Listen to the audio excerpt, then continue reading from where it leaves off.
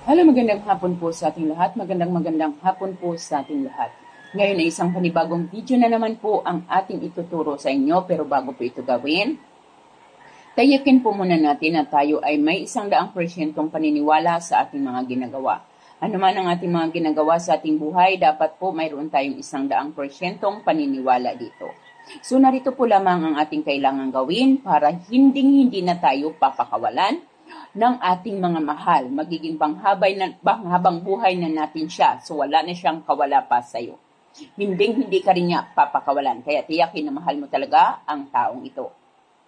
So kumuha lamang po ng puting papel, yung malinis na puting papel at kahit anong kulay ng ballpen at kandila. So kahit anong kandila, halimbawa mayroon kang kandilang pula, pwede pong pula or wala naman ay puti, pwede po natin itong gamitin basta't bago. Okay, sa puting papel, isulat mo ang kanyang kumplitong pangalan, pati ang kapanganakan, pangalan niya at kanyang kapanganakan.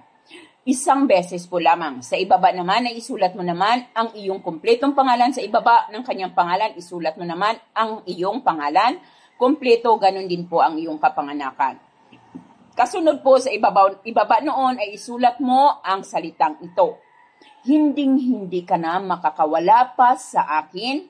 Ako at ako lamang ang iyong iibigin habang buhay. Okay? Hindi ka na makakawala sa akin, ako at ako lamang ang iyong ibiibigin habang buhay.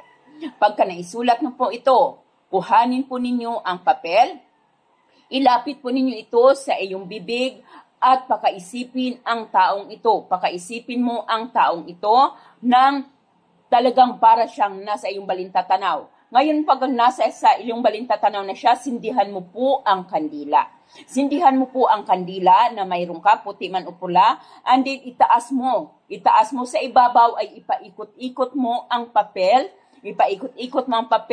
pagkaikot mo sa papel para mausukan po ng kandila ang papel, pausukan mo sa kandila ang papel at bigasin mo ang kanyang pangalan.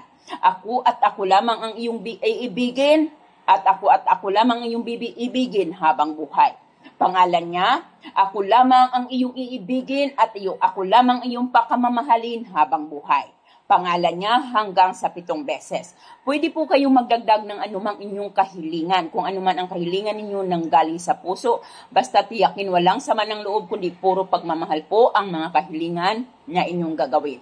Pagkatapos po nun ay pwede na po nating itupi ang ating mga papel at balutan mo ito ng pulang panali, kahit anong panali, ribbon, thread, or sinolid, at saka mo ito dalhin kahit saan ka mang magpunta. So, pwede mo itong ilagay sa iyong bulsa, kaya lang po huwag kalimutan, sumari itong ilagay sa iyong bag or maaari itong ilagay sa iyong pitaka upang lagi-lagi mo itong kasama. Hayaan po lamang ito doon para maging panghabang buhay ang inyong pagmamahalan.